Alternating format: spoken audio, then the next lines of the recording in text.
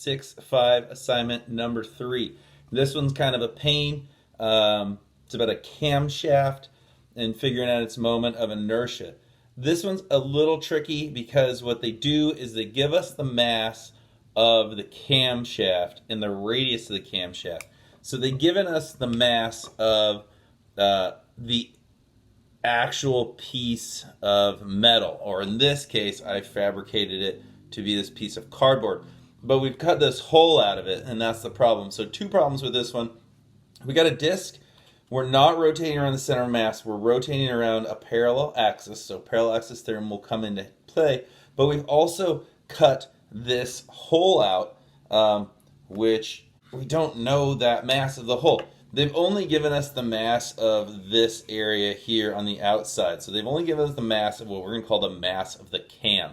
But what we need is we need the mass of the entire disc here before we cut a hole in it, and we need to know the mass of the hole so that we can figure out what mass we have here and the proportions, so we can actually figure out the moment of inertia of the disc about this parallel axis, but then subtracting out the inertia of the hole.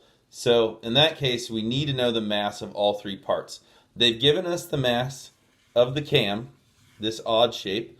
What we need is the mass of the whole disc and the mass of the hole.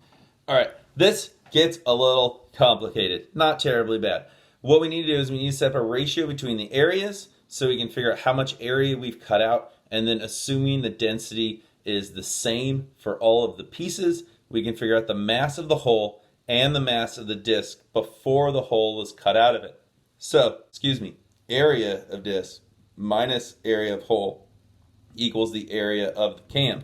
So the whole pi r squared minus the pi r and half squared gives us the fact that the area of the cam is 3/4 the area of the disc before the hole was cut out of it. So that's the area of our camshaft here, right? The actual cardboard piece minus this hole. So 3/4 of the original area has been cut out. So that means we can set up a ratio between the mass of the disc, the area of the disc, the mass of the cam, and the area of the cam, because the density is the same. So mass over area equals mass over area because densities are equal.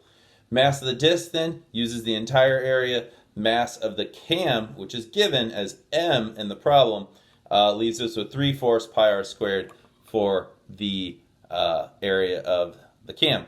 Doing a little algebra, we can show that the original mass of the disc was 4/3 the given mass of the cam.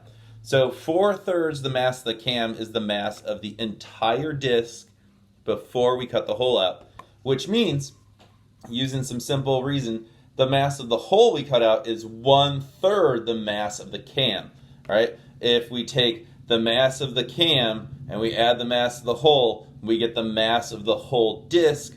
If the mass of the whole disc is 4/3 of the mass of the cam, then the mass of the hole must be that extra third.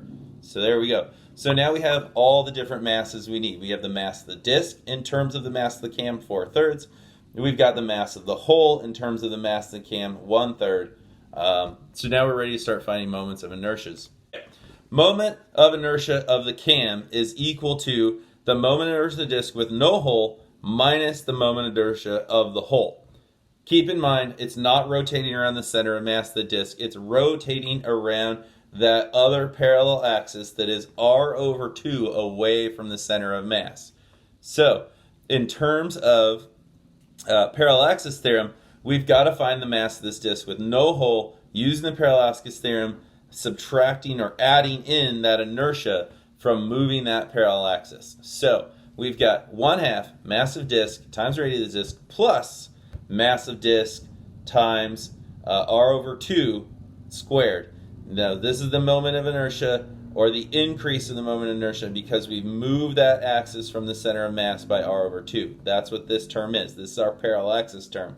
So moment of inertia center of mass plus moment of inertia, because we got a parallel axis theorem, that's the moment of inertia of our disc with no hole around not center of mass. Then we're going to subtract out the moment inertia of the hole. This, so you can see why we needed the original mass of the disc and we need the mass of the hole in terms of the mass of the actual cam. So that's pretty much the physics. Now it's just math. We're just going to start plugging things in, see where we go. Mass of the disk is 4/3 m of the cam, r squared, plus, again, that 4/3 mass of the cam. Simplifying that, we get r squared over 4. Subtracting out, then, the moment of inertia of the whole, so 1/2 m, but this is the mass of the whole, so 1/3 of the mass of the cam. There's our 1/3, and we needed that to figure out the mass of the whole. R squared over 4 again. Putting all those masses in, doing some simple algebra, we find that the moment inertia of the camshaft is equal to 23/24 mr squared. Check. So we got the moment inertia of the cam by finding the masses of the original disk, the mass of the hole we cut out, and then subtracting out the hole from the disk moment of inertia. All right.